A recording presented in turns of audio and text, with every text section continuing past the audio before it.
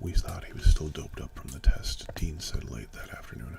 His voice was low, rasping, almost a bark, and there was blackish purple bruises rising on his neck. I could see it was hurting him to talk, and thought of telling him to let it go, but sometimes it hurts more to be quiet. I judged that this was one of those times, and kept his mouth shut. We all thought he was dope, didn't we? Harry Twirliger nodded. Even Percy, sitting off by himself in his own solemn little party of one, nodded. Brutal glanced at me, and for a moment I met his eyes. We were thinking pretty much the same thing, that this was the way it happened. You were cruising along, everything was going according to Hoyle. He made one mistake, and bang, the sky fell down on you. They had thought he was doped, but it was a reasonable assumption to make that no one had asked if he was doped. I thought he had saw someone else in Brutal's eyes as well. Harry and Dean would learn more from their mistake. Especially Dean, who could easily have gone home to his family dead. Percy wouldn't. Percy maybe couldn't. All Percy was do is sit in the corner and sulk because he was in the shit again. There were 7 of them that went up to the Indianola to take charge of Wild Bill Borden. Harry, Dean, Percy, 2 other guards in the back. I have forgotten their names, although I knew them once, plus 2 up front. They took what we used to call the stagecoach, a Ford panel truck, which had been steel reinforced and equipped with supposedly bulletproof glass. It looked like a cross between a milk wagon and an armored car.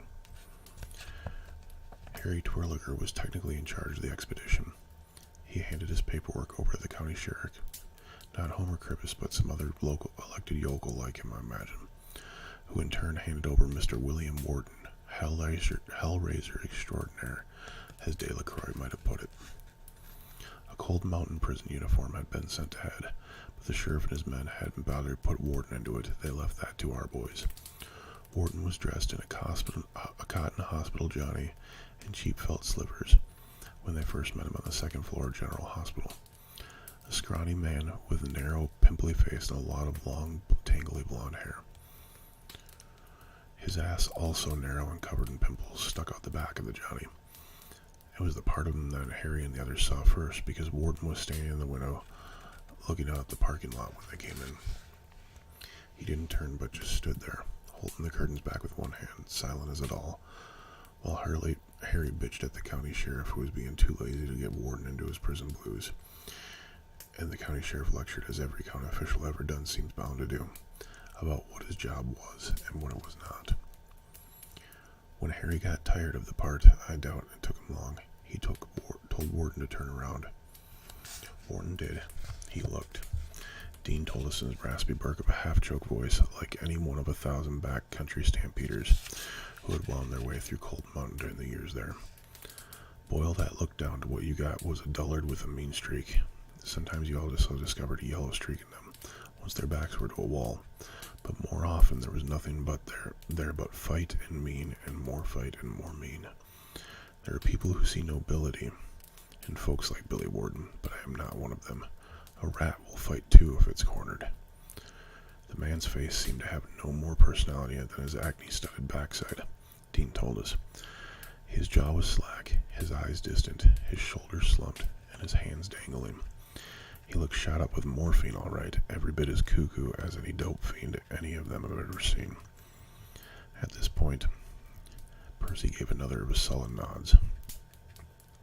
"Put this on," Harry said, indicating the uniform on the foot of the bed. It had been taken out of a brown paper it was wrapped in, but otherwise not touched. It was still folded just as it had been in the prison laundry, with a pair of white cotton boxer shorts poking out one shirt sleeve, and a pair of white socks poking out the other. Wharton seemed willing enough to comply, but wasn't able to get very far without help. He managed the boxers, but when it came to the pants, he kept trying to put both legs in the same hole. Finally, Dean helped him, getting him to his feet to go where they belonged, and then yanking the trousers up, doing the fly and snapping the waistband.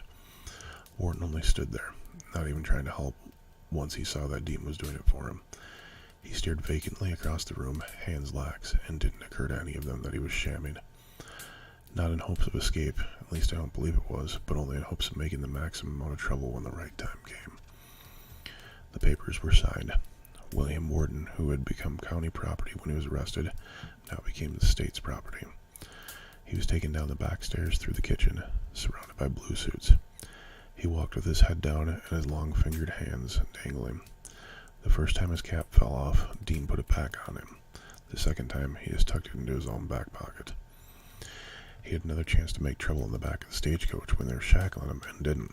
If he thought, even now, I'm sure he did then or how much, he must have thought that the space was too small and the numbers too great to cause satisfactory hoorah. So he went back on the chains. Saw him with the chains. One set running between his ankles and another set too long, it turned out, between his wrists. The drive to Cold Mountain took an hour. During that whole time, Warden sat on a left-handed bench by the cab, head lowered, cuffed hands dangling between his knees.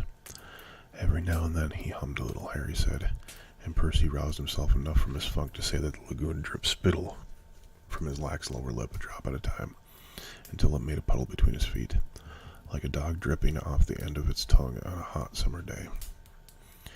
They drove in through the south gate when they got to the pen, right past my car, I guess. The guard on the south pass ran back the big door between the lot and the exercise yard, and the stagecoach drove through. It was a slack time in the yard, not many men out, and most of them hoeing in the garden. Pumpkin time it would have been. They drove straight across the E-block and then stopped. The driver opened the door and told them he was going to take the stagecoach over to the motor pool to have some oil changed. They'd been good working with them. The extra guards went with the vehicle.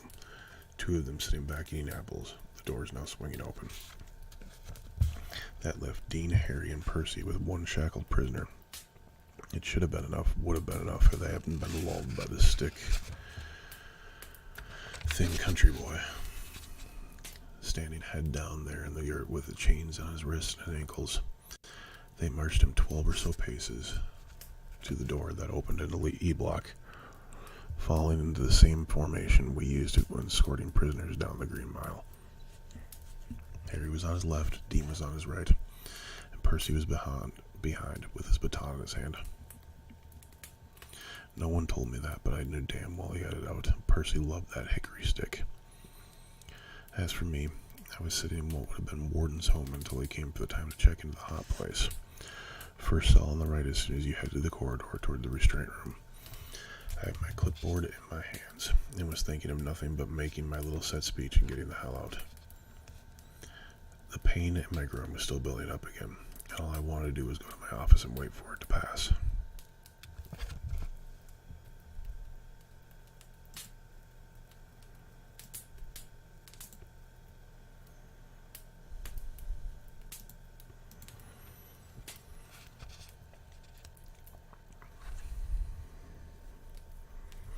Dean stepped forward to unlock the door. He selected the right key from the bunch on his belt and slid it into the lock.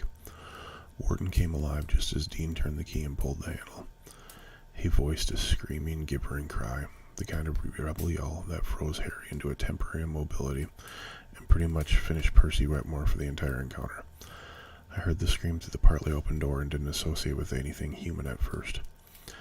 I thought the dog had gotten to the yard somehow and had been hurt, that perhaps some mean-tempered con had hit it with the hoe. Warden lifted his arms.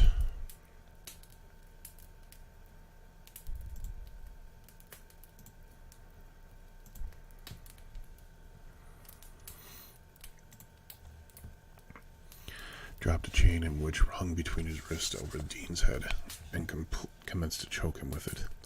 Dean gave a strangled cry and lurched forward into the cool electric light of our little world. Warden was happy to go with him, even gave him a shove at the time, yelling and gibbering, even laughing. He had his arms cocked at the elbows with his fist up by his ears, yanking the chain as tight as he could, whip-sawing it back and forth.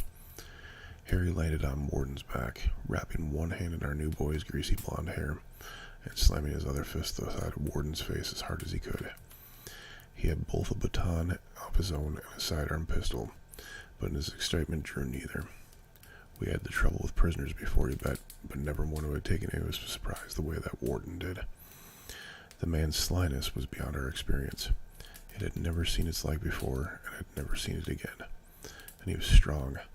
All that slack looseness was gone. Harry said later it was like jumping onto a coiled nest of steel springs that had somehow come out alive. Warden, now inside the duty desk, whirled to his left and flung Harry off. Harry hit the desk and went sprawling. "Wooey, boys," Warden laughed. "Ain't this a party now? Is it or what?"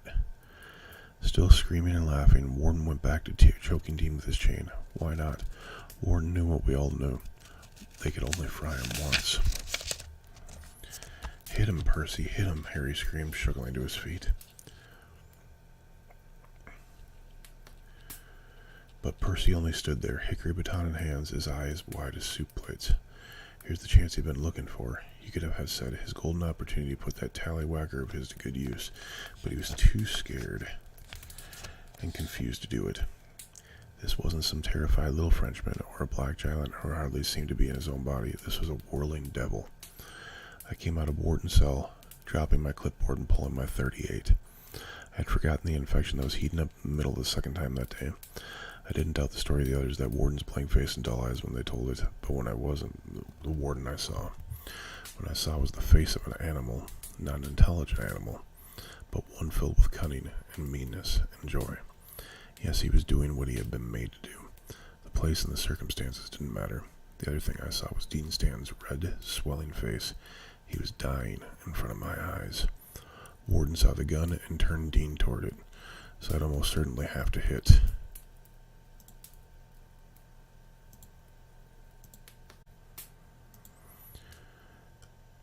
One to hit the other. From over Dean's shoulder, one blazing blue eye dared me to shoot.